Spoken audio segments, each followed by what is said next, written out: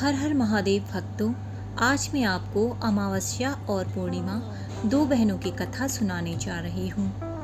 एक राज्य में एक राजा और एक रानी रहते थे, जिनकी 4 संतानें थीं, 2 लड़के और 2 लड़की। एक लड़की का नाम पूर्णिमा तथा दूसरी लड़की का नाम अमावस्या था। पूर्णिमा घर के कामों में निपुण थी और घर का पूरा काम करती थी और भगवान की पूजा अर्चना भी किया करती थी। इसके अतिरिक्त वह गौ माता की सेवा भी किया करती थी।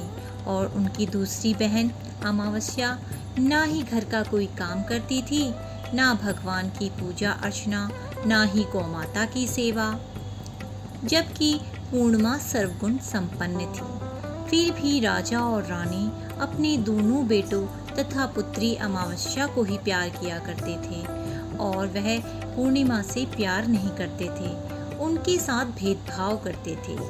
राजा के चारों पुत्र और पुत्री धीरे धीरे बड़े हो रहे थे। जब वे बड़े हो गए, राजा ने अपने दोनों पुत्रों का विवाह योग्य कन्याओं से करा दिया। इसके बाद रानी ने राजा से कहा कि अब दोनों पुत्री विवाह के योग्य हो गई हैं और इन दोनों का विवाह भी करा दो। लेकिन पुत्री अमावस्या का विवाह किसी बड़े खानदान में कराना है और पूर्णिमा का विवाह किसी गरीब परिवार में कराना, क्योंकि पूर्णिमा को केवल भगवान की पूजा पाठ करना ही पसंद है और गाय की सेवा करना भी पसंद है। अब रानी ने राजा को दोनों पुत्रियों का रिश्ता तय करने के लिए भेज दिया। राजा ने अपने पड़ोसी राज्य में जाकर वहाँ के राजा के पुत्र से अमावस्या का रिश्ता तय कर दिया और वहीं पास के गांव में जाकर एक गरीब परिवार के लड़के से पुत्री पूर्णिमा का रिश्ता भी तय कर दिया। यह सारी बात जाकर राजा ने अपनी रानी से बताई तो रानी यह सोचने लगी कि अब देखते हैं कि भगवान इसकी मदद कैसे करते हैं। यह बहुत ही पूजा पाठ करती है और भगवान में मगन रहती है। पूर्णिमा का भाई और उसकी भाभी पूर्णिमा से बहुत प्यार करते थे, क्योंकि पूर्णिमा उनके घर के कामों में उनका हाथ बटाती थी और यही उनकी दूसरी बहन अमावस्या उन पर अपना रोब जमाती थी और घर का कोई भी कार्य नहीं करती थी। कुछ समय बीत जाने के बाद दोनों पुत्रियों का विवाह हो जाता है। राजा और रानी की विवाह के बाद अपनी दोनों पुत्रियों को विदाई देते हैं। विदाई देते समय राजा और रानी पुत्री अमावस्या को बहुत सारा धन और दौलत देकर विदा करते हैं और पूर्णिमा को कुछ भी नहीं देते, खाली हाथ अपने घर से विदा करते हैं। इसके बाद दोनों बहनें अपने अपने ससुराल को चली जाती हैं। कुछ दिन बीत जाते हैं और एक दिन अमावस्या अपने घर पर शिवजी जी की कथा रखती है, जिसमें वह सभी गांव वालों को निमंत्रण देती है और अपनी बहन पूर्णिमा को नहीं बुलाती। जब गांव की सभी औरतें अमावस्या के यहाँ जाती हैं तो यहाँ सब दृश्य पूर्णिमा अपने घर के दरवाजे के बाहर बैठकर देख रही होती है। तब वहाँ से गुजर रही औरतें पूर्णिमा से कहती हैं कि तुम्हारी बहन के यहाँ शिवजी की कथा रखी है, क्या तुम नहीं चलोगी? पूर्णिमा ने कहा, मुझे निमंत्रण नहीं आया है, मैं नहीं जा सकती। सभी गांव की औरतों ने पूर्णिमा से कहा, बुलाया नहीं तो क्या हुआ, भगवान शिवजी की कथा है, तुम हमारे साथ चलो। गांव की सभी औरतों की बात मानकर पूर्णिमा भी उनके साथ भगवान शिव की कथा में अमावस्या के घर चली गई।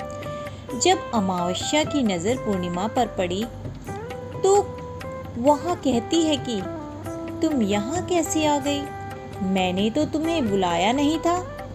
खैर कोई बात नहीं, अब तुम आ ही गई हो तो चुपचाप बैठी रहना। और ये कहते हुए अमावस्या में पूर्णिमा की गरीबी का मजाक उड़ाया।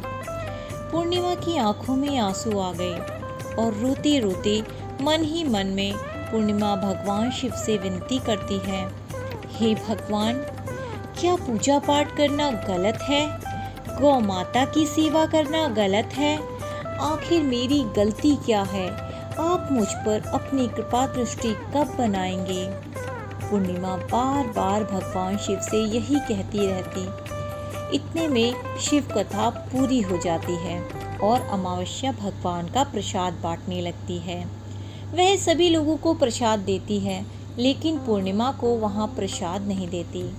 पूर्णिमा बिना प्रसाद के ही घर लौट जाती है। रास्ते में वह यहाँ सोचते हुए चलती है कि यदि बच्चे उससे कथा का प्रसाद मांगेंगे तो वह उन्हें क्या जवाब देगी।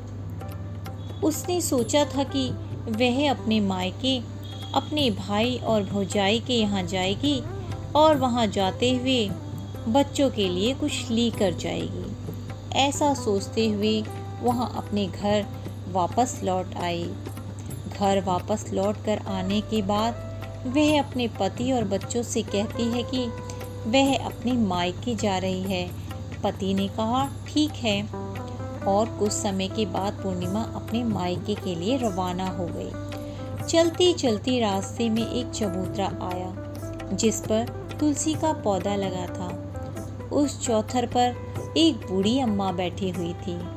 वह कोई और नहीं, साक्षात तुलसी माँ थी।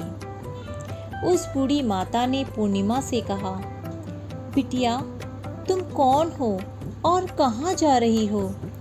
पूर्णिमा अपना परिचय देती है। परिचय देने के बाद बूढ़ी औरत ने पूर्णिमा से कहा, यहाँ तुलसी का पौधा सूख रहा है, इसमें थोड़ा सा पानी डाल दो और इस चबूतरे की सफाई कर दो, जिससे मुझे थोड़ी ठंडक मिलेगी। पूर्णिमा ने कहा कि ठीक है माँ, मैं तुलसी में पानी डाल देती हूँ और यहाँ की सफाई भी कर देती हूँ। पूर्णिमा ने साफ सफाई करने के बाद बूढ़ी अम्मा को भी नहला दिया और बूढ़ी अम्मा की भी सेवा की, उनके पैर दबाए। बूढ़ी अम्मा से कहा कि माँ जी और बताइए, मैं आपकी क्या सेवा करूँ? और कोई काम है तो बता दीजिए, मैं कर दूँगी। अम्मा ने कहा, कुछ नहीं, अब तुम जाओ और वापस आते समय मुझसे मिलते हुए जाना। पूर्णिमा ने बूढ़ी अम्मा से कहा, ठीक है माँ, मैं ज़रूर मिलते हुए जाऊंगी। वापस आते वक्त आपसे मिलते हुए जाऊंगी। कुछ समय आगे चलने के बाद एक शिव मंदिर आया। वहाँ पर उसे एक बूढ़े बाबा मिले जो मंदिर के बाहर बैठे हुए थे। वह कोई और नहीं, साक्षात भोलेनाथ थे।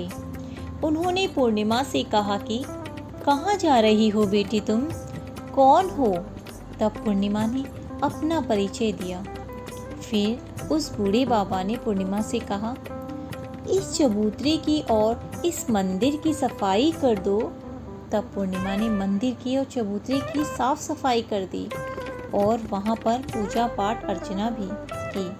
और साफ सफाई पूजा अर्चना करने के बाद उन्होंने बूढ़े बाबा को भी नहला दिया और उनसे कहा कि बाबा और कोई काम हो तो बताइए। तब बूढ़े बाबा ने कहा, नहीं बेटी, अब तुम जाओ और वापस आते वक्त मुझसे मिलते हुए जाना। पूर्णिमा ने कहा, ठीक है बाबा, मैं जाती हूँ, वापस आते हुए आपसे मिलते हुए जाऊँगी। आगे चलते चलते कुछ दूर चलने के बाद पूर्णिमा को एक काली जी का मंदिर दिखाई दिया। वहाँ पर एक बूढ़ी अम्मा चबूतरे पर बैठी हुई थी। उस बूढ़ी औरत ने भी पूर्णिमा से कहा कि बेटी तुम कौन हो, कहाँ जा रही हो? तब पूर्णिमा ने उस बूढ़ी औरत को भी अपना परिचय दिया। बूढ़ी औरत ने पूर्णिमा से कहा कि यहाँ पर सभी पूजा पाठ करने के लिए आते हैं, लेकिन मंदिर की साफ सफाई करने के लिए कोई नहीं आता, इसलिए तुम मंदिर की और चबूतरे की साफ सफाई कर दो। पूर्णिमा ने कहा, माता ठीक है। पूर्णिमा मंदिर की और चबूतरे की साफ सफाई कर देती है और पूजा पाठ भी करती है और माता जी का श्रृंगार भी कर देती है। उस बूढ़ी अम्मा को भी नहला देती है, बूढ़ी अम्मा के पैर भी दबाती है और कहती है कि सभी काम हो गया माँ जी, और कोई काम हो तो बताइए। बूढ़ी अम्मा कहती है कि नहीं बेटी, अब तुम जाओ, लेकिन वापस आते वक्त मुझसे मिलते हुए जाना। पूर्णिमा कहती है ठीक है और वह आगे की ओर चल जाती है। आगे चलते चलते एक नदी आती है। वहाँ पर भी एक बूढ़ी अम्मा बैठी रहती है और कहा कहती हैं कि बेटी, तुम कौन हो और कहाँ से आई हो। उसे भी पूर्णिमा अपना परिचय देती है। बूढ़ी औरत को पूर्णिमा से कहती है कि नदी पर स्नान करने तो यहाँ पर सब आते हैं, लेकिन यहाँ की साफ सफाई कोई नहीं करता, इसलिए तुम इस किनारे की साफ सफाई कर दो। पूर्णिमा कहती है ठीक है माँ जी, और वहाँ की साफ सफाई कर देती है और उस बूढ़ी अम्मा के पैर दबा देती हैं और कहती हैं माँ जी, और कोई काम हो तो बताइए। बूढ़ी औरत कहती है कि कुछ नहीं बेटा, तुम जाओ, लेकिन वापस आते वक्त मुझसे मिलते हुए जाना। और वहाँ नाव में बैठकर नदी के दूसरे किनारे पहुँच जाती है वह, और वहाँ अपने मायके के घर पर पहुँच जाती है। वहाँ पर पूर्णिमा के भाई और भाभी उसे देखकर बेहद खुश हो जाते हैं और वे पूर्णिमा की बहुत खातिरदारी करते हैं और उससे बहुत सारी बातें करते हैं और कहते हैं कि बच्चों को भी साथ में लेकर आती तो बहुत अच्छा होता। अब कुछ समय के बाद पूर्णिमा ने वापस अपने ससुराल जाने को कहा तो उनकी भाभी ने उनके लिए एक साड़ी दी और खेलों में बच्चों के लिए कपड़े, खाने पीने की कुछ चीज़ें रख दी और कहा कि तुम बहुत दिनों के बाद आती हो।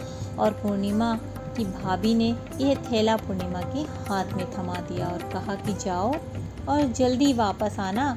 इसके बाद पूर्णिमा वहाँ से अपने ससुराल के लिए रवाना हो गई और उसी नदी के किनारे पहुँची और नाव में बैठकर दूसरे किनारे पर उतर गई। वहाँ पर उतरने के बाद वहाँ पर उसे वही बूढ़ी अम्मा मिली जो साक्षात गंगा मैया थी। उस बूढ़ी अम्मा ने पूर्णिमा को एक थैला दिया और कहा कि इसे तुम अपने घर जाकर ही खोलना। अब पूर्णिमा के पास 2 थैले हो गए थे। उन्हें लेकर पूर्णिमा वहाँ से रवाना हुई। आगे कुछ दूर चलने पर काली माँ का मंदिर आया। वहाँ पर काली माँ बूढ़ी माँ के स्वरूप में विराजमान थी। उसने कहा, आ गई बेटी पूर्णिमा। पूर्णिमा ने कहा, हाँ माँ जी, मैं तो आ गई। काली माँ ने उसे एक थैला दिया और कहा, तुम यहाँ थैला नहीं खोलना, अपने घर जाकर खोलना। अब पूर्णिमा के पास 3 थैले हो गए थे। तीनों थैली लेकर पूर्णिमा आगे बढ़ी। कुछ दूर जाने पर शिव जी का मंदिर आया, जहाँ बूढ़े बाबा के रूप में शिव जी स्वयं विराजमान थे। बूढ़े बाबा ने कहा, पूर्णिमा तुम वापस आ गई। पूर्णिमा ने कहा, हाँ बाबा, मैं वापस आ गई। बूढ़े बाबा ने भी पूर्णिमा को एक थैला दिया और कहा कि यह थैला तुम घर जाकर ही खोलना। पूर्णिमा ने कहा, ठीक है बाबा जी। अब पूर्णिमा के पास 4 थैले हो गए थे। अब पूर्णिमा इन 4 थैलों को कैसे ले जाती? उसने एक पुरानी साड़ी निकाली और उन सभी थैलों को इकट्ठा कर लिया और अपने सर पर रख लिया और घर के लिए रवाना हो गई। कुछ दूर जाने के बाद उसे तुलसी माँ, जो कि बूढ़ी औरत के रूप में थी, वह मिली। उन्होंने कहा, पूर्णिमा तुम आ गई बेटी। हाँ माँ जी, मैं आ गई। वह बूढ़ी औरत भी उसे एक थैला देती है और कहती है कि यह थैला तू अपने घर जाकर खोलना। पूर्णिमा कहती है, ठीक है माँ जी। अब पूर्णिमा के पास 5 थैले हो गए थे। पूर्णिमा वहाँ से घर के लिए रवाना हो गई और अपने घर पहुँच गई। घर जाकर पूर्णिमा ने अपने थैले को नीचे रखा और सबसे पहले अपने मायके का थैला खोलने लगी। मायके के थैलों में बच्चों के लिए अच्छे अच्छे कपड़े और खाने पीने की चीज़ें थी और उसके लिए कुछ गहने भी थे। पूर्णिमा ने कपड़े अपने बच्चों को दे दिए और खाने पीने की चीज़ें भी बच्चों को दे दी। बच्चे यह खा पीकर बहुत खुश हो गए। अब पूर्णिमा ने दूसरा थैला खोला जो उसे गंगा मैया ने दिया था। उसमें ढेर सारे हीरे जवाहरात, सोना, चांदी आदि था। इसके बाद अब पूर्णिमा ने तीसरा थैला खोला जो कि उसे काली मैया ने दिया था। उसमें बहुत सारा सोना श्रृंगार का सामान भरा हुआ था। इसके बाद पूर्णिमा ने चौथा थैला खोला जो उसे भगवान शिव ने दिया हुआ था। उसमें बहुत सारे धन संपत्ति भरी हुई थी और बहुत सारी खुशियाँ भरी हुई थी। इसके बाद अब पूर्णिमा ने 5वां थैला खोला जो उसे तुलसी मैया ने दिया।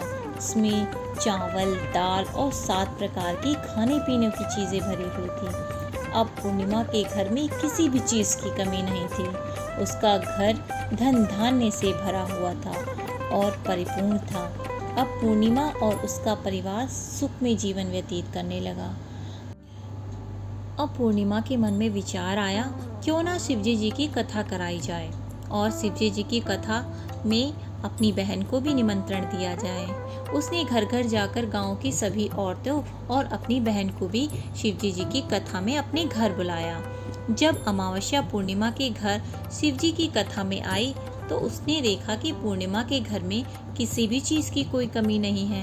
इतनी सारी धन दौलत देखकर अमावस्या आश्चर्यचकित हो गई। उसने पूर्णिमा से कहा कि तुम्हारे घर में इतनी धन और दौलत कहाँ से आई? पूर्णिमा ने कहा, देखो बहन, तुमने शिवजी जी की कथा में मुझे नहीं बुलाया था, फिर भी मैं चली आई और तुमने मुझे प्रसाद तक भी नहीं दिया और मेरी गरीबी का मजाक भी उड़ाया। उसके बाद मैं अपने घर आ गई और घर आते हुए मन में सोच रही थी कि अपने मायके जाऊंगी और मैं अपने मायके चली गई और जो कुछ भी मेरे साथ घटना हुई सभी घटना अपनी बहन को बता दी। तो अमावस्या कहती है कि तुम भी मुझे प्रसाद मत दो और मुझे डांट लो। लेकिन पूर्णिमा ने कहा कि यह तो भगवान का प्रसाद है, मैं तो सबको दूंगी और तुम्हें भी दूंगी। फिर भी अमावस्या ने प्रसाद नहीं लिया और वह सीधे अपने घर को चली गई। जाकर अपने बच्चों से कहकर वहां अपने मायके जाने के लिए तैयारी करने लगी और मायके के लिए निकल पड़ी। रास्ते में चलते चलते तुलसी माँ मिली तो चबूतरे पर बूढ़ी माँ के रूप में बैठी थी। बूढ़ी माँ ने अमावस्या से कहा, बेटी तुम कौन हो और कहाँ जा रही हो? अमावस्या ने अपना परिचय दिया। बूढ़ी माँ ने कहा, बेटी यह तुलसी का पौधा सूख रहा है, इसमें थोड़ा सा पानी डाल दो और इस चबूतरे की सफाई कर दो। इस पर अमावस्या ने कहा, बुढ़िया तुझे दिखाई नहीं दे रहा कि मैंने इतनी महंगी साड़ी पहन रखी है, ये गंदी हो जाएगी। ऐसा कहकर वहाँ से चल पड़ी। आगे जाकर भगवान शिव मिले, जिनसे भी उसने ऐसा ही कहा। इसके बाद आगे जाने पर उसे काली माँ मिली, जिससे भी उसने यही सारी बातें की। आगे जाकर गंगा जी मिली, जिसे भी उन्होंने यही सारी बातें कही। अमावस्या जब नाव में बैठने लगी तो उसे नाव में फूलों की जगह कांटे भरे हुए थे जो उसके पैरों में चुभ रहे थे। किनारे पर उतरकर वहां अपने मायके चली गई। जब वहां उसे अपनी भाभीयों तथा भाइयों ने देखा तो मन ही मन कहने लगे कि काम की ना काज की, 2.5 मन अनाज की। अब आ गई है तो ठीक है, पूर्णिमा तो हमारे सारे कामों में हाथ बटाती है, यह तो कोई काम ही नहीं करेगी। उन्होंने उसके लिए खाना बनाया और खा पी कर सब सो गए। अमावस्या जब सुबह उठी और अपनी भाभीयों से कहा कि मैं अपने ससुराल जा रही हूँ। उन्होंने कहा कि ठीक है जाओ। अमावस्या बोली, पूर्णिमा को तो तुमने एक थैला दिया था और मुझे कुछ नहीं दोगी क्या? भाई और भाभी ने कहा कि तुम घर जाओ, थैले तुम्हारे घर पहुँच जाएंगे। फिर अमावस्या वहाँ से निकल गई और नदी के किनारे पर पहुँची। वहाँ गंगा मैया बूढ़ी औरत का रूप धारण करके बैठी हुई थी। बूढ़ी माँ ने कहा, आ गई बेटी? तो उसने कहा, हाँ माँ मैं आ गई। तुमने पूर्णिमा को एक थैला दिया था और मुझे नहीं दोगी क्या बूढ़ी माँ? उन्होंने कहा, जाओ थैले तुम्हारे घर पहुँच जाएंगे। इसके बाद आगे जाने पर उसे काली मैया मिली, जिसने भी अमावस्या को यही कहा। इसके बाद भगवान शिव मिले तथा तुलसी मैया मिली। सभी ने अमावस्या को यही बात कही। अमावस्या अपने घर पहुंच गई और आंगन में उसने देखा कि 5 थैले पड़े हुए हैं। अमावस्या ने मन ही मन सोचा कि अब तो मेरे पास बहुत सारी धन दौलत आ जाएगी, जल्दी जल्दी इसमें सभी थैले खोलकर देखती हूँ। जैसे ही उसने थैले को खोला, उसमें मिट्टी थी, पत्थर थे, कंकड़ और कोयले थे, जो कि उसे उसके मायके से मिले थे। इन थैलों में कुछ भी नहीं था। अमावस्या दौड़ती हुई पूर्णिमा के घर पहुंची। अमावस्या ने मन ही मन सोचा कि अब तो मेरे पास बहुत सारी धन दौलत आ जाएगी, जल्दी जल्दी इसमें सारे थैले खोल कर देखती हूँ। जैसे ही उसने सारे थैले खोले, उसमें मिट्टी, कंकड़, पत्थर और कोयला था। इन थैलों में कुछ भी नहीं था। अमावस्या दौड़ती हुई पूर्णिमा के घर गई और कहती है कि तुम्हें तो इतना सारा कुछ मिला, मुझे तो कुछ भी नहीं मिला, आखिर क्यों? पूर्णिमा कहती है कि जब मैं अपने मायके जाती हूँ तो अपनी भाभीयों के साथ उनके कामों में हाथ बटाती हूँ, उनके साथ मिलकर काम करती हूँ, लेकिन तुम ऐसा कुछ भी नहीं करती, उनकी इज्जत भी नहीं करती, इसलिए वह तुम्हें भला क्या देंगे? इसके बाद तुमने गंगा मैया को ठुकरा दिया और काली माँ को भी ठुकरा दिया और भगवान शिव को भी तुमने ठुकरा दिया, इसलिए उन्होंने भी तुम्हें कुछ नहीं दिया। अमावस्या कहती है कि बहन मुझे माफ़ कर दो, मैंने तुम्हें पर हमेशा ही अत्याचार किए हैं, मुझे कुछ नहीं मिला तो कोई बात नहीं, मैं भी भगवान की भक्ति करूँगी और सब कुछ प्राप्त कर लूँगी, मुझे इन सब चीज़ों का रहस्य बताओ। तो पूर्णिमा ने कहा कि तुम 3 सूत्र का ज्ञान ले लो और उसकी कथा करना। पहले सूत्र में दया मांगना, दूसरे सूत्र में कथा मांगना और तीसरे सूत्र में 108 बार ओम नमः शिवाय का जाप करना। बहन, भगवान ने यह सूत्र तुम्हें दिए हैं, इसको अपने हृदय में बसा लेना। मैंने भी ये 3 सूत्र अपने जीवन में अपनाए थे और सच्चे मन से भगवान की भक्ति पूजा पाठ की थी, फिर भगवान ने मुझे यह सब कुछ दिया और तुम्हारे पास जो कुछ था वह भी सब खत्म हो गया। इसके बाद अमावस्या अपने घर गई और भगवान की पूजा पाठ करने लगी। भगवान शिव ने उसने माफ़ी मांगी और गौ माता की भी सेवा की और दूसरों की भी मदद की। हर हर महादेव।